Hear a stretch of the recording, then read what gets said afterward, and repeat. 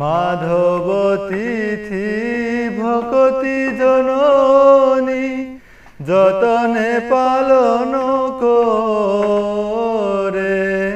হরে কৃষ্ণ। আপনাদের সকলকে জানাই আজকের এই একাদশীর অনেক অনেক শুভেচ্ছা।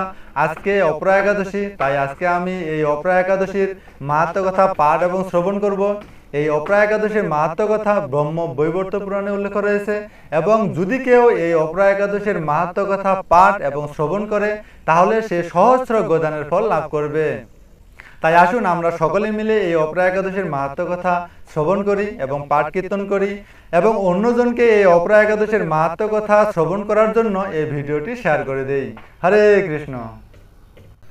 অপরা একাদশী। মহারাজ যুধিষ্ঠির শ্রীকৃষ্ণকে বললেন, হে কৃষ্ণ, জ্যৈষ্ঠ মাসের কৃষ্ণপক্ষিয়া একাদশীর নাম কি এবং তার মাহাত্ম্যই বা কি আমি শুনতে ইচ্ছা করি। আপনি অনুগ্রহ করে তা বর্ণনা করুন। শ্রীকৃষ্ণ বললেন, হে মহারাজ, মানুষের কল্যাণের জন্য আপনি খুব ভালো প্রশ্ন করেছেন। বহু পুণ্য প্রদানকারী, মহাপাপ বিনাশকারী ও পুত্র দানকারী এই একাদশী অপরা নামে খ্যাত।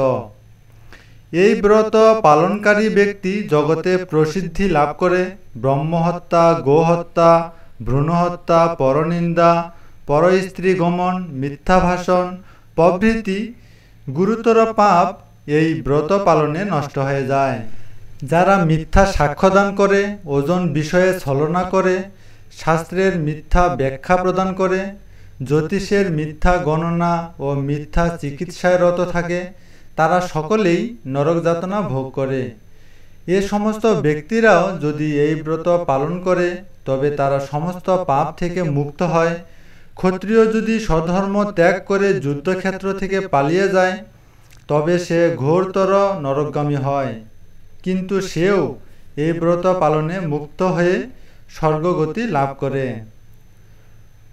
মকর রাশিতে সূর্য অবস্থানকালে মাঘ মাসে প্রয়াগ স্নানে যে ফল লাভ হয়, শিবরাত্রিতে কাশীধামে উপবাস করলে যে পুণ্য হয়, গয়াধামে বিষ্ণু পাদপদ্মে পিণ্ডদানে যে ফল পাওয়া যায়, সিংহ রাশিতে বৃহস্পতির অবস্থানে গৌমতী নদীতে স্নানে, কুম্ভে কেদারনাথ দর্শনে, বদরিকাশ্রম যাত্রায় ও বদ্রীনারায়ণ সেবায়, সূর্যগ্রহণে, কুরুক্ষেত্রে স্নানে, হাতি ঘোড়া স্বর্ণদানে এবং দক্ষিণাসহ যজ্ঞ সম্পাদনে যে ফল লাভ হয়, এই ব্রত পালন করলে অনায়াসে সেই সকল ফল লাভ হয়ে থাকে।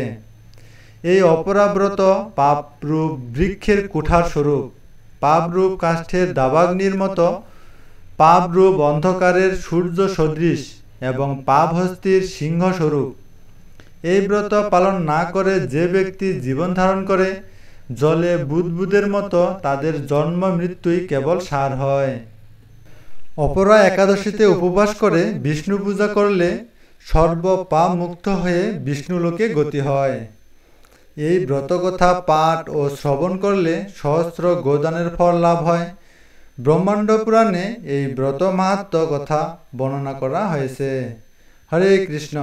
আপনারা সকলে এই অপরা একাদশীর মাহাত্ম্য কথা পাঠ এবং শ্রবণ করুন এবং অন্যজনকে শ্রবণ করার জন্য সুযোগ করে দিন। এই মনুষ্য জন্ম সার্থক করতে আপনারা বেশি বেশি করে কৃষ্ণ ভাবনামৃতের সাথে যুক্ত হন। হরে কৃষ্ণ।